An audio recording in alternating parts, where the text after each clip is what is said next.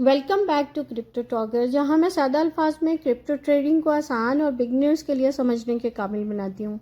Fair value gap FVG। Fair value gap trading में एक ऐसा कॉन्सेप्ट है जिसे ट्रेडिंग इंडस्ट्री में बहुत सारे लोगों ने सुना तो होगा, लेकिन उसे यूज़ कैसे करना है मालूम नहीं होगा। तो आज की वीडियो में मैं फेयर वैल्यू गैप और इन्वर्स फेयर वैल्यू गैप समझाने की कोशिश करूँगी।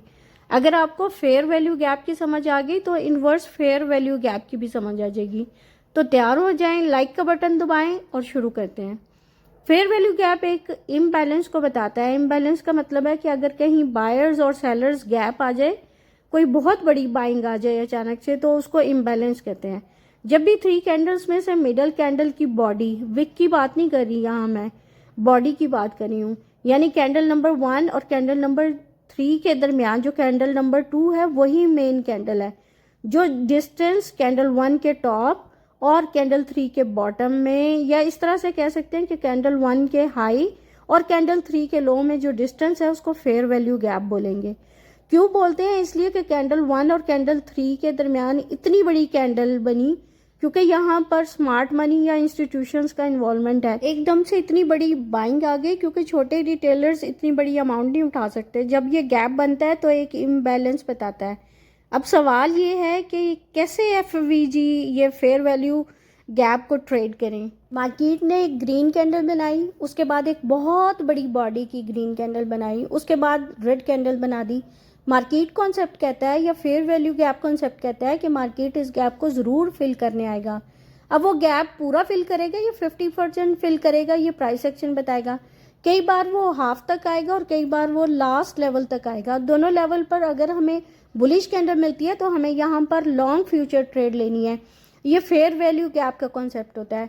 ग्रीन कैंडल्स बनती है तो हम सोचते हैं कि इतना बड़ा स्टॉप लॉस तो नहीं रख सकते।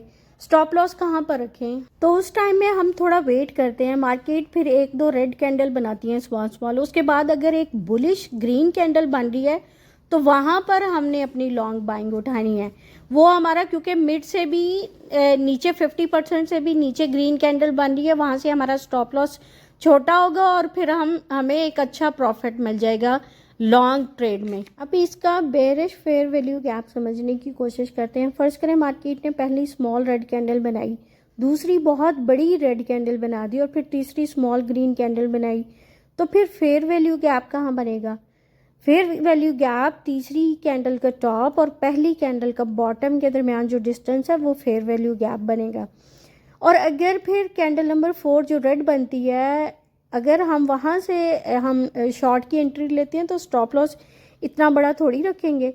फिर हम यहाँ पर वेट करेंगे। अगर मार्केट फिर एक ग्रीन कैंडल बनाता है और फिर एक और ग्रीन कैंडल बनाता है और फिर उसके बाद बॉटम को टच करते हुए एक रेड कैंडल बनाता है, ये मेरे लिए एक शॉर्ट सेल एंट्री होगा। यहाँ पर हम फ्यूचर शॉर्ट सेल ट्रेड के लिए एंट्री ले सकते हैं, लेकिन स्टॉप लॉस के साथ। आपको स्क्रीन पर पिक्चर नज़र आ रही होगी, ये कल का प्रॉस कॉइन का चार्ट है। आप खुद भी प्रॉस कॉइन का चार्ट ओपन करके देखिएगा। आप इस पिक्चर को गौर से देखेंगे तो आपको नज़र आ रहा होगा कि मार्केट ने पहले स्मॉल ग्रीन कैंडल्स बनाई और फिर एकदम से बहुत बड़ी ग्रीन कैंडल बना दी।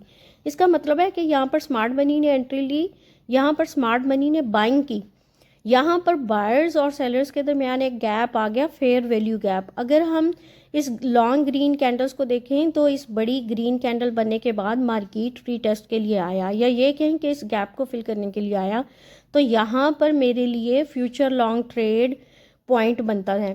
यहाँ से हम फ्यूचर लॉन्ग ट्रेड के लिए एंट्री ले सकते हैं। स्टॉप लॉस भी छोटा और प्रॉफिट भी ज़्यादा। आप खुद देख सकते हैं कि 50% से भी ज़्यादा मार्केट ने रीटेस्ट किया।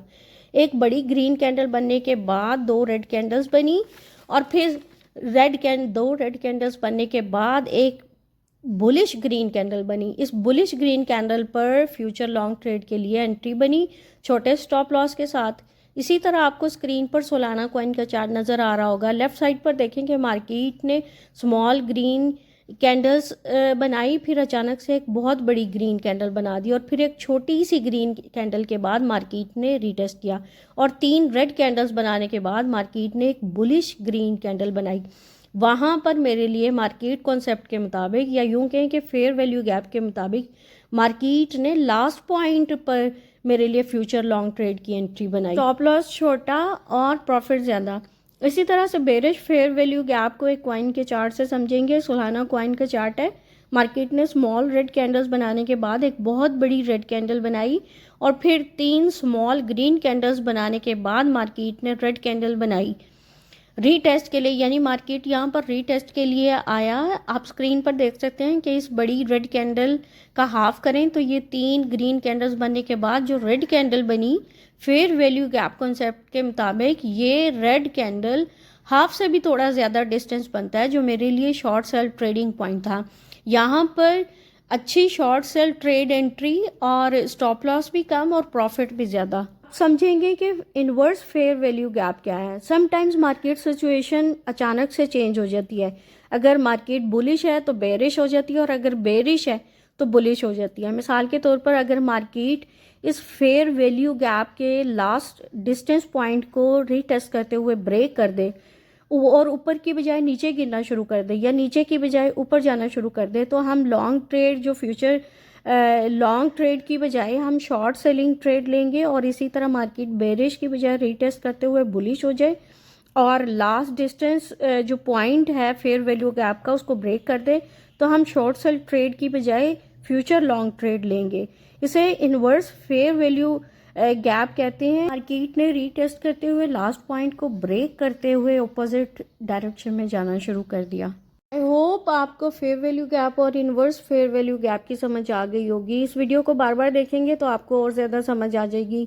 आप खुद भी किसी भी कॉइन के चार्ट को ओपन करें और वहाँ देखेंगे फेयर वैल्यू गैप और इन्वर्स फेयर वैल्यू गैप कहाँ पर अप्लाई हुए हैं। तो ये थी आज की वीडियो। उम्मीद है आपको पसंद आई होगी। नेक्स्ट वीडियो तक के लिए बाय। अपना ख्याल रखिएगा।